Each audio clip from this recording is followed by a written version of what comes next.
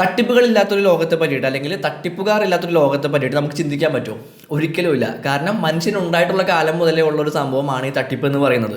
അത് പല തരത്തിലുണ്ട്, പല സൈസിലുണ്ട്, പല രീതിയിലുണ്ട്, പല മേഖലകളിലുണ്ട്. പല മേഖലകളിലും അവിടുത്തെ അന്തരീക്ഷവുമായി ബന്ധപ്പെട്ടിട്ടുള്ള പല തട്ടിപ്പുകളും ഉണ്ടായിരിക്കാം. അതുപോലെ തന്നെ നമ്മുടെ ക്രിപ്റ്റോ കറൻസിയിലും ഒരുപാട് തട്ടിപ്പുകൾ വരുന്നുണ്ട്. ഇപ്പോൾ ഏറ്റവും അടുത്ത് നമ്മൾ കണ്ട സ്ക്വിഡ് ഗെയിം എന്ന് പറയുന്ന ടോക്കണിനെ പറ്റിയിട്ടുള്ള ഒരു തട്ടിപ്പ് നമ്മൾ കണ്ടിരുന്നു.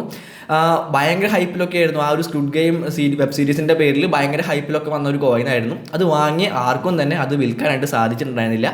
ഒറ്റയടിക്കാണ് അതിൻ്റെ പ്രൈസ് സീറോയിൽ പോയെത്തിയത്. ഈ വാങ്ങിയ ആളുകളുടെ എല്ലാം പൈസ നഷ്ടമായതും ആ രീതിയിലാണ്.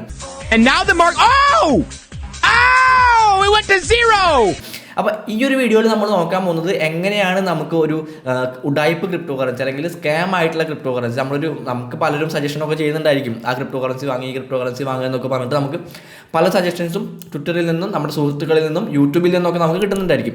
അപ്പോൾ അത്തരത്തിൽ നമ്മൾ കാണുന്ന അല്ലെങ്കിൽ നമ്മൾ കേൾക്കുന്ന നമുക്ക് സജഷനായിട്ട് വരുന്ന ക്രിപ്റ്റോ കറൻസികൾ എങ്ങനെ ഒരു സ്കാം ആണോ അല്ലയോ എന്നുള്ള കാര്യങ്ങൾ ചെക്ക് ചെയ്യാമെന്നുള്ള കാര്യങ്ങളൊക്കെയാണ് നമ്മൾ ഈ ഒരു വീഡിയോയിൽ ഉൾപ്പെടുത്തിയിട്ടുള്ളത്. അപ്പോൾ അതിന് മുൻപേ തന്നെ ആ കാര്യങ്ങളിലേക്ക് കടക്കുന്നതിന് മുൻപേ തന്നെ എപ്പോഴൊക്കെയാണ് ഈ ഒരു ക്രിപ്റ്റോ കറൻസി സ്കാം കൂടുതലായിട്ട് നടക്കുന്നത്, അല്ലെങ്കിൽ ക്രിപ്റ്റോ കറൻസി സ്കാം അല്ല ഏതൊരു സ്കാം ആയാലും ഏറ്റവും കൂടുതൽ നടക്കുന്നത് എപ്പോഴാണെന്ന് നോക്കിക്കഴിഞ്ഞിട്ടുണ്ടെങ്കിൽ അതൊരു സീസണിലായിരിക്കും. ഇപ്പോൾ നമ്മുടെ നാട്ടിലുള്ള പൂരത്തിൻ്റെയും പള്ളിപ്പെരുന്നാളിൻ്റെയൊക്കെ സീസൺ നോക്കിക്കഴിഞ്ഞിട്ടുണ്ടെങ്കിൽ ആ സമയത്ത് നടക്കുന്ന കുറേ തട്ടിപ്പുകളുണ്ട്, അല്ലെങ്കിൽ ആ സമയത്ത് മാത്രം പച്ച പിടിക്കുന്ന കുറച്ച് തട്ടിപ്പുകളുണ്ട്. അതുപോലെ തന്നെ മറ്റേതൊരു കാര്യം നോക്കിയാൽ ഇപ്പോൾ കൊറോണയുടെ കാര്യം നോക്കിയാൽ തന്നെ കൊറോണ വന്ന സമയത്ത് അതിൻ്റെ മരുന്നുമായിട്ട് ബന്ധപ്പെട്ട് അല്ലെങ്കിൽ അതിൻ്റെ മെഡിസിനുമായിട്ട് ബന്ധപ്പെട്ടിട്ടുള്ള ഒരുപാട് തട്ടിപ്പുകൾ നടന്നിട്ടുണ്ട്. അതുപോലെ ഓരോ സീസണുകൾ വരുമ്പോൾ അല്ലെങ്കിൽ ഓരോ പ്രത്യേകമായിട്ടുള്ള കാര്യങ്ങൾ വരുമ്പോൾ അതുമായിട്ട് ബന്ധപ്പെട്ടിട്ടുള്ള ഒരുപാട് തട്ടിപ്പുകൾ ഇറങ്ങുന്നത് നമ്മൾ കാണാറുണ്ട്. അതേപോലെ തന്നെയാണ് നമ്മുടെ ക്രിപ്റ്റോ കറൻസിയിലും ഒരു സീസൺ ഉണ്ട്, അതായത് കൂടുതൽ തട്ടിപ്പുകൾ ഇറങ്ങുന്ന ഒരു സീസൺ ഉണ്ട്. അതാണ് നമ്മുടെ ഓൾട്ട് കോയിൻ സീസൺ. അതായത് ഓൾട്ട് കോയിനുകൾ വളരെ വലിയ രീതിയിൽ പമ്പായിക്കൊണ്ടിരിക്കുന്ന ആ ഒരു സമയത്താണ് കൂടുതലായിട്ടും ക്രിപ്റ്റോ കറൻസിയിൽ തട്ടിപ്പുകൾ വന്നുകൊണ്ടിരിക്കുന്നത്. ഇപ്പോൾ അത്തരത്തിലുള്ളൊരു സീസണാണ്. അതായത് ഇപ്പോൾ ഒരു ഓൾട്ട് സീസണാണ്. പല ക്രിപ്റ്റോ കറൻസികളും വളരെ വലിയ രീതിയിലുള്ളൊരു മൂവ്മെൻറ്റ് കാഴ്ചവെച്ചുകൊണ്ട് നിൽക്കുന്ന ഒരു സമയമാണ്. അതുകൊണ്ട് തന്നെ ക്രിപ്റ്റോ കറൻസി തട്ടിപ്പുകൾക്ക് അല്ലെങ്കിൽ ക്രിപ്റ്റോ കറൻസി സ്കാമുകൾ വളരാനായിട്ട് ഏറ്റവും വലിയ ഒരു സമയം അല്ലെങ്കിൽ ഏറ്റവും നല്ല ഒരു സമയം എന്ന് പറയുന്നത് ഇപ്പോൾ തന്നെയാണ്. അപ്പോൾ അതുകൊണ്ട് തന്നെ ഒരുപാട് ക്രിപ്റ്റോ കറൻസി സ്കാമുകൾ വന്നുകൊണ്ടിരിക്കുന്നുണ്ട്. ഒരു ക്രിപ്റ്റോ കറൻസി സ്കാം എന്ന് പറയുമ്പോൾ അത് സ്ക്വിഡ് ഗെയിം പോലുള്ള ടോക്കണുകൾ മാത്രമാണ് എന്ന് വിചാരിക്കരുത്. ക്രിപ്റ്റോ കറൻസിയുമായിട്ട് ബന്ധപ്പെട്ട് എന്തൊക്കെ തട്ടിപ്പുകൾ നടത്താൻ പറ്റുമോ, എന്തൊക്കെ ഉടായ്പകൾ നടത്താൻ പറ്റുമോ, അതെല്ലാം നമുക്ക് ക്രിപ്റ്റോ കറൻസി സ്കാമായിട്ട് കണക്കാക്കാനായിട്ട് പറ്റും. അപ്പോൾ ഇന്നത്തെ വീഡിയോയിൽ നമ്മൾ നോക്കാനായിട്ട് പോകുന്നത് നമുക്ക് സജഷനായിട്ടോ അല്ലെങ്കിൽ മറ്റേതെങ്കിലും രീതിയിൽ നമ്മൾ കാണാനും കേൾക്കാനും ഇടയായിട്ടുള്ള ഒരു കോയിൻ. ആ കോയിൻ ഈ പറഞ്ഞ പോലെ സ്കാം ആണോ അല്ലെങ്കിൽ ജെന്യൂൻ ആയിട്ടുള്ള ഒരു കോയിൻ ആണോ എന്നുള്ള കാര്യങ്ങളൊക്കെയാണ് നമ്മൾ ഈ ഒരു വീഡിയോയിൽ വിശദമായിട്ട് തന്നെ നോക്കാനായിട്ട് പോകുന്നത്. അപ്പോൾ വീഡിയോ തുടക്കം മുതൽ അവസാനം വരെ തന്നെ കാണുക. നിങ്ങൾക്ക് യൂസ്ഫുൾ ആകുന്ന ഒരുപാട് കാര്യങ്ങൾ ഈ ഒരു വീഡിയോയിൽ ഉണ്ടായിരിക്കും. അപ്പോൾ തന്നെ വീഡിയോയിൽ കിടക്കാം. Everybody on the top got the same sound. Everything I'm about to drop, make a name now. Yeah, y'all don't really know. വളരെ സിമ്പിൾ ആയിട്ടുള്ള ഒരു 2 സ്റ്റെപ്പിലൂടെ നമുക്കൊരു കോയിൻ സ്കാം ആണോ അല്ലെങ്കിൽ അത് ജെന്യൂൻ ആയിട്ടുള്ള നല്ല ഒരു ഇൻവെസ്റ്റ്മെൻറ്റ് ആയിരിക്കും എന്നുള്ള കാര്യങ്ങൾ നമുക്ക് കണ്ടുപിടിക്കാനായിട്ട് പറ്റും. ഒന്നാമത്തെ കാര്യം എന്ന് പറയുന്നത് നമ്മൾ ആ ഒരു കോയിനെ പറ്റിയിട്ടുള്ള ആ ഒരു ടോക്കണിനെ പറ്റിയിട്ടുള്ള സകല ഡീറ്റെയിൽസും നമ്മൾ അരിച്ചു പെറുക്കി നോക്കുക എന്നുള്ളതാണ്. രണ്ടാമത്തെ സ്റ്റെപ്പ് എന്ന് പറയുന്നത് ഞാൻ ഈ ഫസ്റ്റ് സ്റ്റെപ്പ് കഴിഞ്ഞിട്ട് രണ്ടാമത്തെ സ്റ്റെപ്പ് പറയാം. ഓക്കെ, അപ്പോൾ ഒന്നാമത്തെ സ്റ്റെപ്പിൽ നമുക്ക് മെയിനായിട്ട് ആവശ്യമായിട്ടുള്ള ഒരു പ്ലാറ്റ്ഫോം എന്ന് പറയുന്നത് നമ്മൾ കഴിഞ്ഞ വീഡിയോയിൽ പറഞ്ഞ കോയിൻ മാർക്കറ്റ് ക്യാപ്പ് ആണ്. എന്തുകൊണ്ട് കോയിൻ മാർക്കറ്റ് ക്യാപ്പ് എന്ന് ചോദിച്ചു കഴിഞ്ഞിട്ടുണ്ടെങ്കിൽ നമ്മൾ കഴിഞ്ഞ വീഡിയോയിൽ പറഞ്ഞ പോലെ തന്നെ ഒരു കോയിനെ പറ്റിയിട്ട് നമുക്ക് ആവശ്യമായിട്ടുള്ള എല്ലാ സാധനങ്ങളും അതിൻ്റെ A to Z ഡീറ്റെയിൽസ് നമുക്ക് കോയിൻ മാർക്കറ്റ് ക്യാപ്പ് എന്ന് പറയുന്ന പ്ലാറ്റ്ഫോമിൽ നിന്ന് നമുക്ക് കിട്ടും. അപ്പോൾ അതുകൊണ്ട് തന്നെ നമുക്ക് വേറെ പ്ലാറ്റ്ഫോമുകളിലേക്കൊന്നും പോകേണ്ട ആവശ്യം അവിടെ വരുന്നില്ല. അപ്പോൾ അതുകൊണ്ട് തന്നെ നമുക്ക് ആവശ്യമായിട്ടുള്ള കോയിൻ ജസ്റ്റ് കോയിൻ മാർക്കറ്റ് ക്യാപ്പിൽ സെർച്ച് ചെയ്യാം. കോയിൻ മാർക്കറ്റ് ക്യാപ്പിൽ സെർച്ച് ചെയ്തിട്ട് ആ കോയിൻ നിങ്ങൾക്ക് കിട്ടിയില്ല എന്നുണ്ടെങ്കിൽ അല്ലെങ്കിൽ അവിടെ ആ ഒരു കോയിൻ മാർക്കറ്റ് ക്യാപ്പിൽ ആ ഒരു കോയിൻ ലിസ്റ്റ് ചെയ്തിട്ടില്ല എന്നുണ്ടെങ്കിൽ അതിൽ നിന്നൊന്ന് മാറി നിൽക്കുന്നതായിരിക്കും നല്ലത്. കാരണം അത് മോശമാണ് അല്ലെങ്കിൽ അത് സ്കാം ആണെന്നല്ല ഞാൻ പറയുന്നത്. കോയിൻ മാർക്കറ്റ് ക്യാപ്പിൽ ഒരു ലിസ്റ്റ് ചെയ്യപ്പെടാത്തൊരു കോയിനിൽ നമ്മളൊരു ഇൻവെസ്റ്റ്മെൻറ്റ് നടത്തുന്നത് അത് അത്രത്തോളം ഒരു സേഫ് ആയിട്ടുള്ളൊരു കാര്യമായിട്ട് തോന്നുന്നില്ല. അത് കോയിൻ മാർക്കറ്റ് ക്യാപ്പിൽ ലിസ്റ്റ് ചെയ്താലും അത് നല്ലതാണെന്നല്ല പറയുന്നത്. പക്ഷേ ലിസ്റ്റ് ചെയ്തിട്ടില്ലെങ്കിൽ പരമാവധി മാറി നിൽക്കുക. അത് ലിസ്റ്റ് ചെയ്തതിന് ശേഷം നമുക്ക് ബാക്കിയുള്ള കാര്യങ്ങൾ നോക്കാം. ഇനി നിങ്ങൾ ഇൻവെസ്റ്റ് ചെയ്യാനായിട്ട് ഉദ്ദേശിക്കുന്ന കോയിൻ അല്ലെങ്കിൽ നിങ്ങൾക്ക് സജഷനായിട്ട് കിട്ടിയിട്ടുള്ള ആ ഒരു കോയിൻ മാർക്കറ്റ് ക്യാപ്പിൽ ലിസ്റ്റ് ചെയ്തിട്ടുണ്ട്. നിങ്ങൾ സെർച്ച് ചെയ്തപ്പോൾ ആ കോയിനെ പറ്റിയിട്ടുള്ള ഡീറ്റെയിൽസ് നിങ്ങൾക്ക് കാണാനായിട്ട് പറ്റിയിട്ടുണ്ട്. ഇനിയാണ് നമ്മൾ അടുത്ത കാര്യങ്ങൾ ചെയ്യേണ്ടത്. ആദ്യം തന്നെ പോയിട്ട് അതിൻ്റെ വെബ്സൈറ്റ് ചെക്ക് ചെയ്യാം. ഓരോ കോയിനുകൾക്കും അതിൻ്റെ വെബ്സൈറ്റും കാര്യങ്ങളും തീർച്ചയായിട്ടും ഉണ്ടായിരിക്കും. അപ്പോൾ ആദ്യം പോയിട്ട് അതിൻ്റെ വെബ്സൈറ്റ് കൃത്യമായിട്ട് ചെക്ക് ചെയ്യാം. അപ്പോൾ എങ്ങനെയാണ് ഒരു വെബ്സൈറ്റ് ഫംഗ്ഷനിങ് ആണോ എന്നുള്ള കാര്യങ്ങൾ നോക്കാമെന്ന് ചോദിച്ചു കഴിഞ്ഞിട്ടുണ്ടെങ്കിൽ വളരെ സിമ്പിളാണ്. ജസ്റ്റ് നിങ്ങൾ അതിലത്തെ ഓരോ ഓപ്ഷൻ അല്ലെങ്കിൽ ഓരോ ബട്ടൺസും പോയിട്ട് ക്ലിക്ക് ചെയ്യുക. ക്ലിക്ക് ചെയ്യുമ്പോൾ കൃത്യമായിട്ടുള്ള കാര്യങ്ങളിൽ അല്ലെങ്കിൽ കൃത്യമായിട്ടുള്ള പേജുകളിലേക്ക് തന്നെയാണോ പോകുന്നത് എന്നുള്ള കാര്യങ്ങൾ നോക്കാം. ഇപ്പോൾ ചില വെബ്സൈറ്റുകളിൽ നമ്മൾ പോയിട്ട് എബൌട്ട് എന്ന് പറയുന്ന ബട്ടൺ ക്ലിക്ക് ചെയ്ത് കഴിഞ്ഞിട്ടുണ്ടെങ്കിൽ ചിലപ്പോൾ ഹോം പേജിലേക്ക് തന്നെ ആയിരിക്കും പോകുന്നത്, അല്ലെങ്കിൽ എബൌട്ടിൽ ഒരു കൃത്യമായിട്ടുള്ള കാര്യങ്ങളൊന്നും കൊടുത്തിട്ടുണ്ടായിരിക്കില്ല. കോൺടാക്റ്റസ് എന്ന് പറയുന്ന ആ ഒരു ബട്ടൺ ക്ലിക്ക് ചെയ്ത് കണ്ടിട്ടുണ്ടെങ്കിലും നമുക്ക് ഈ രീതിയിൽ തന്നെ ആവശ്യമായിട്ടുള്ള ഒരു കോൺടാക്ട് ഡീറ്റെയിൽസോ കാര്യങ്ങളോ അല്ലെങ്കിൽ അവരുടെ അഡ്രസ്സോ കാര്യങ്ങളോ ഒന്നും ആ ഒരു കോൺടാക്റ്റസ് എന്ന് പറയുന്ന ബട്ടൺ നമുക്ക് കാണാനായിട്ട് പറ്റില്ല. അപ്പോൾ അങ്ങനെയുള്ള വെബ്സൈറ്റുകൾ എന്ന് പറയുന്നത് വെറുതെ ഉടായ്പ ആയിരിക്കും, അല്ലെങ്കിൽ ചുമ്മാ തക്കിടത്തരിക്കുന്ന വെബ്സൈറ്റുകളായിരിക്കും ആ ഒരു വെബ്സൈറ്റുകൾ എന്ന് പറയുന്നത്. അപ്പോൾ അത്തരം വെബ്സൈറ്റുകളിൽ അല്ലെങ്കിൽ അത്തരം വെബ്സൈറ്റുകളിലുള്ള ടോക്കണുകളിൽ നിന്ന് മാറി നിൽക്കുന്നതായിരിക്കും നല്ലത്. രണ്ടാമതായിട്ട് നമ്മൾ നോക്കേണ്ടത് അതിൻ്റെ വൈറ്റ് പേപ്പറാണ്. കോയിൻ മാർക്കറ്റ് ക്യാപ്പിൽ ഒരു ടോക്കണിൻ്റെ പേര് അടിച്ചു കൊടുത്തു കഴിഞ്ഞാൽ തന്നെ നമുക്ക് അവിടെ വൈറ്റ് പേപ്പറിൻ്റെ ഓപ്ഷൻ ഉണ്ടായിരിക്കും. ആ വൈറ്റ് പേപ്പറിൽ ക്ലിക്ക് ചെയ്ത് കഴിഞ്ഞിട്ടുണ്ടെങ്കിൽ നമ്മൾ അതിൻ്റെ വൈറ്റ് പേപ്പറിലേക്കായിരിക്കും പോവുക. ആ വൈറ്റ് പേപ്പർ കൃത്യമായിട്ട് വായിച്ച് മനസ്സിലാക്കുക. അതിൽ വേറെ സ്പെല്ലിംഗ് മിസ്റ്റേക്കുകളോ കാര്യങ്ങളോ, ആ വൈറ്റ് പേപ്പറിനകത്ത് വേറെ സ്പെല്ലിംഗ് മിസ്റ്റേക്കുകളോ അല്ലെങ്കിൽ മറ്റെന്തെങ്കിലും രീതിയിലുള്ള എറേഴ്സോ കാര്യങ്ങളോ ഒന്നും ഇല്ല എന്ന് ഉറപ്പുവരുത്തുക.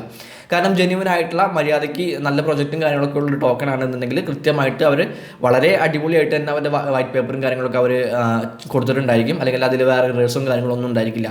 അതല്ല ഉടായ്പ കോയിനുകളാണെങ്കിൽ അവർ വേറെ എവിടെ നിന്നെങ്കിലും വല്ല കോപ്പി പേസ്റ്റും കാര്യങ്ങളൊക്കെ ചെയ്തുകൊണ്ട് ഉണ്ടാക്കുന്ന ഒരു വൈറ്റ് പേപ്പർ ആയിരിക്കും. അപ്പോൾ ആ കാര്യങ്ങൾ അല്ലെങ്കിൽ ആ എറേഴ്സോ കാര്യങ്ങൾ ഉണ്ടോ എന്നുള്ള കാര്യങ്ങൾ കൃത്യമായിട്ട് പരിശോധിക്കുക. മാത്രമല്ല അവർ ആ വൈറ്റ് പേപ്പറിൽ കൊടുത്തിട്ടുള്ള കണ്ടന്റ് അല്ലെങ്കിൽ അവർ വൈറ്റ് പേപ്പറിൽ എഴുതിയിട്ടുള്ള കാര്യങ്ങൾ ജെന്യുവൻ ആണോ, അല്ലെങ്കിൽ അവർക്ക് ആ ഒരു കാര്യങ്ങൾ സോൾവ് ചെയ്യാനായിട്ട് അവർ കൊടുത്തിട്ടുള്ള ആ ഒരു പ്രോബ്ലംസും കാര്യങ്ങളും അവർക്ക് സോൾവ് ചെയ്യാനായിട്ട് സാധിക്കുമോ എന്നുള്ള കാര്യങ്ങൾ ജസ്റ്റ് ചിന്തിക്കാം. അവർക്ക് ആ ഒരു പ്രോബ്ലം സോൾവ് ചെയ്യാനായിട്ട് സാധിക്കുമോ എന്നറിയാൻ വേണ്ടിയിട്ട് നമുക്ക് അതിൻ്റെ അതിൻ്റെ പിന്നിലുള്ള ടീം ആരൊക്കെയാണെന്നുള്ള കാര്യങ്ങൾ നോക്കേണ്ടത് അത്യാവശ്യമാണ്. അപ്പോൾ അതിന് വീണ്ടും വെബ്സൈറ്റിൽ പോയി കഴിഞ്ഞിട്ടുണ്ടെങ്കിൽ നമുക്ക് ആ ഒരു ടോക്കണിന് പിന്നിലുള്ള ടീമുകൾ, ആ ടോക്കണിൻ്റെ ക്രിയേറ്റേഴ്സ് അല്ലെങ്കിൽ അതിന് പിന്നിലുള്ള ആളുകൾ ആരൊക്കെയാണ് നമുക്ക് അറിയാനായിട്ട് പറ്റും. ഇനി അത്തരത്തിലുള്ള ആളുകളെ ഒന്നും നിങ്ങൾക്ക് കാണാനായിട്ട് പറ്റിയില്ല എന്നുണ്ടെങ്കിൽ അനോണിമസ് ആയിട്ടുള്ള കുറച്ച് ആളുകളാണ് ആ ഒരു ടോക്കണിൻ്റെ പിന്നിൽ എന്നുണ്ടെങ്കിൽ ആ ടോക്കണിൽ നിന്നും മാറി നിൽക്കുന്നതായിരിക്കും നല്ലത്. ഇനിയുള്ള പ്രധാനപ്പെട്ടിട്ടുള്ള ഒരു കാര്യം എന്ന് പറയുന്നത് ഇതിൻ്റെ കോൺട്രാക്ട് അഡ്രസ്സാണ്.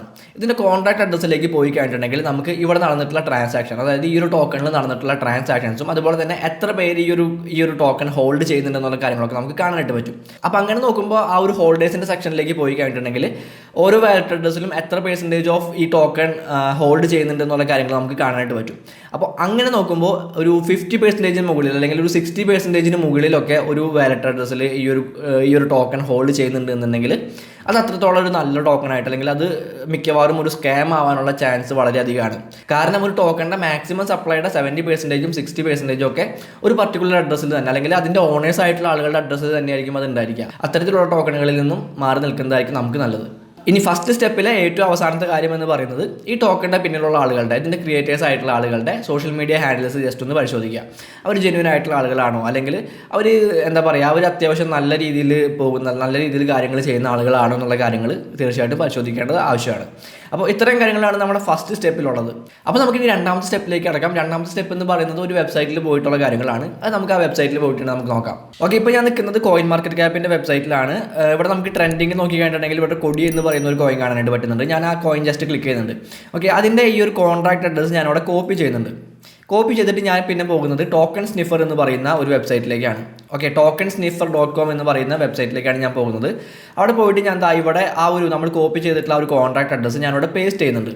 ദെൻ ഞാനിവിടെ എൻ്റർ അടിക്കുകയാണ്. എൻ്റർ അടിച്ച് കഴിഞ്ഞിട്ടുണ്ടെങ്കിൽ നമുക്കിതാ ഇവിടെ അതിൻ്റെ ഒരു ടെസ്റ്റ് റിസൾട്ട് വന്നിട്ടുണ്ട്. അതായത് ഹൈ റിസ്ക് എന്ന് പറയുന്ന 5 out of 100 ഹൈ റിസ്ക് എന്ന് പറയുന്ന ഒരു ടെസ്റ്റ് റിസൾട്ടാണ് വന്നിട്ടുള്ളത്. അതായത് ആ ഒരു കോയിൻ എന്ന് പറയുന്നത് ഹൈലി റിസ്കി ആയിട്ടുള്ള ഒരു കോയിനാണ്.